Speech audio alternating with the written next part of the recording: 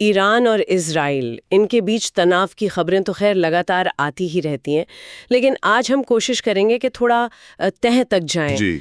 हमारे पास जो स्रोत हैं उनके आधार पर ये समझने की कोशिश करेंगे कि इस दुश्मनी की जड़ें आखिर हैं कहाँ और क्यों अप्रैल 2024 जैसी सीधी सैन्य कार्रवाई तक की नौबत आ गई। बिल्कुल, मकसद ये है कि हम सिर्फ ऊपरी घटनाओं को ना देखें, बल्कि उन बुनियादी मुद्दों को समझें जो इस टकराव को लगातार हवा दे रहे हैं। ये एक कई परतों वाला संघर्ष है। अच्छा, तो फिर चलिए शुरुआत करते हैं सबसे पहली, शायद सबसे बुनियादी परत से।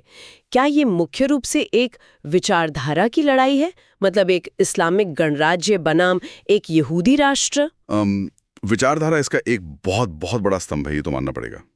ईरान की जो व्यवस्था है वो इजराइल के अस्तित्व को ही स्वीकार नहीं करती। हाँ, ये तो है। और वो खुलकर फिलिस्तीनी मुद्दे का समर्थन करते हैं। और ईरानी नेताओं की तरफ से अक्सर इजराइल के नक्शे से मिट जाने या अंत जैसी बातें सुनने को मिलती हैं। तो ये वैचारिक विरोध साफ छलकता है। और जाहिर है इसराइल इसे अपने वजूद के लिए सीधे खतरे के तौर पर देखता होगा। निश्चित रूप से, जब एक इतनी प्रभावशाली क्षेत्रीय ताकत मतलब ईरान आपके अस्तित्व को ही नकार दे, तो ये बुनियादी स्तर पर एक असुरक्षा पैदा करता है। हाँ। ये सिर्फ राजनीतिक मतभेद नहीं रह जाता, फिर ये एक तरह से अस्तित्व का सवाल बन जाता है दोनों पक्षों के लिए, अपनी अपनी तरह से। ये वैचारिक खाई तो साफ दिखती है, लेकिन क्या सिर्फ यही है? मतलब क्या यही चीज माहौल को इतना गर्म रखे हुए है? मैंने स्रोतों में ईरान के परमाणु कार्यक्रम को लेकर भी काफी चिंताएं देखी। हाँ, और वो दूसरा बहुत अहम मुद्दा है, परमाणु कार्यक्रम। और ये चिंता सिर्फ इजराइल तक ही सीमित नहीं है वैसे। अच्छा। पर हाँ, इजराइल इसे अपने लिए शायद सबसे बड़ा खतरा मानता है। इजराइल को डर है और वो खुलकर कहता है कि ईरान परमाणु हथियार बना सकता है। और अगर ऐसा हुआ तो ये इस क्षेत्र में शक्ति संतुलन को पूरी तरह से बदल देगा। और सूत्र ये भी बताते हैं कि इजराइल सिर्फ चिंता जताकर बैठा नहीं है, कुछ गुप्त कार्रवाइयों के भी संकेत मिलते हैं। बिल्कुल, यहाँ मामला थोड़ा और पेचीदा हो जाता है। कई रिपोर्ट्स हैं, आरोप हैं कि इजराइल ने ईरान के परमाणु कार्यक्रम को धीमा करने या रोकने के लिए साइबर हमले किए हैं। अच्छा। महत्वपूर्ण उपकरण नष्ट किए हैं और यहाँ तक कि कुछ ईरानी परमाणु वैज्ञानिकों की हत्याएं भी करवाई हैं।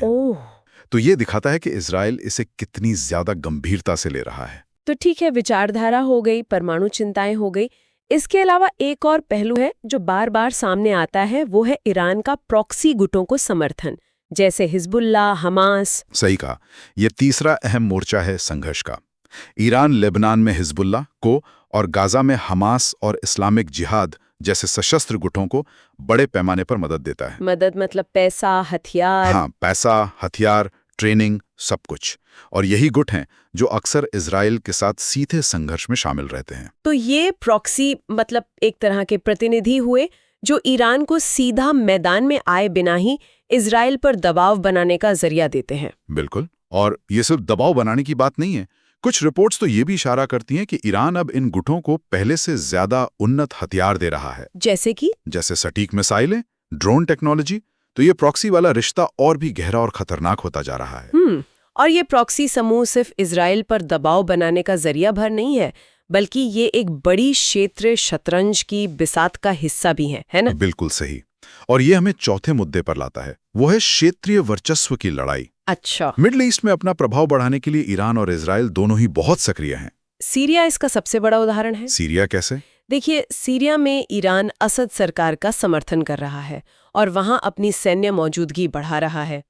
और इजराइल इसे अपने लिए खतरा मानता है। तो इजराइल क्या कर रहा है? इजराइल लगातार सीरिया में ईरानी ठिकानों पर, हथियारों के भंडारों पर, ईरानी कमांडरों पर हवाई हमले करता रहता है। उसकी कोशिश है कि ईरान उसकी उत्तरी सीमा के पास कोई स्थायी सैन्य अड्डा ना बना पाए। तो सीरिया एक तरह का मैदान बन गया है। हाँ, सीरिया और उसके अलावा इराक, यमन, लेबनान, ये सब इसी क्षेत्रीय खींचतान के मैदान बने हुए हैं। तो ये सब तो पुरानी वजह हो गई जो लगातार चली आ रही हैं। लेकिन हाल के वर्षों में, खासकर 2024-25 के आसपास, ऐसी कौन सी खास घटनाएं हुई जिन्होंने इस तनाव को और ज्यादा भड़का दिया? ऐसी कई घटनाएं हैं, जैसे इराक या सीरिया में ईरान समर्थित मिलिशिया गुटों के हमले। जी। कभी अमेरिकी ठिकानों पर, कभी इजरायली ठिकानों पर। और फिर जवाब में फिर इजरायली अमेरिका की तरफ से जवाबी कार्रवाई होती है। फिर सीरिया में कथित तौर पर इजरायली हमलों में ईरानी अधिकारियों का मारा जाना, ये भी तनाव बढ़ाता है। और फिर वो अप्रैल 2024 का सीधा हमला। वो तो काफी अलग था। हाँ, वो एक कह सकते हैं कि मील का पत्थर था। दमिश्क में ईरानी वाणिज्य दूतावास पर जो हमला हुआ, जिसके लिए ईरान ने इजराइल को जिम्मेदार ठहराया, जी। उसके जवाब में ईरान ने पहली बार सीधे इजराइल की धरती पर सैकड़ों ड्रोन और मिसाइलें दागी। ये अभूतपूर्व था। बिल्कुल। हालांकि ज्यादातर को इजराइल और उसके सहयोगियों ने हवा में ही रोक दिया, लेकिन ये प्रॉक्सी युद्ध के पर्दे से बाहर निकलकर मतलब सीधे टकराव का एक बहुत ही गंभीर और खतरनाक संकेत था। तो अगर हम इन सभी परतों को जोड़कर देखें, विचारधारा, परमाणु डर, ये प्रॉक्सी युद्ध, क्षेत्रीय वर्चस्व की होड़ और फिर ये हालिया सीधी झड़पें, तो आखिर तस्वीर क्या बनती है? तस्वीर एक बहुत ही जटिल और कहना पड़ेगा कि विस्फोटक मिश्रण की बनती है। ये दुश्मनी कई दशकों से पनप रही है और अब ये कई मोर्चों पर लड़ी जा रही है। एक अच्छी बात शायद ये है कि दोनों पक्ष अब तक एक पूर्ण स्तरीय मतलब विनाशकारी युद्ध से बचते रहें, शायद इसलिए कि वो इसके अंजाम को समझते हैं। लेकिन खतरा तो बना ही हुआ है। क्या ये ज्यादा बढ़ गया है? खतरा बहुत ज्यादा है, और खतरा सिर्फ सीधे युद्ध का नहीं बल्कि गलत आकलन का भी है, मिसकैलकुलेशन का। अच्छा। इतने सारे प्रॉक्सी गुट शामिल हैं, इतने सारे मोर्चे खुले हुए हैं और दुश्मनी इतनी गहरी है कि एक छोटी सी चिंगारी, कोई एक गलत कदम या कोई गलतफहमी भी एक बड़े क्षेत्रीय संघर्ष को जन्म दे सकती है।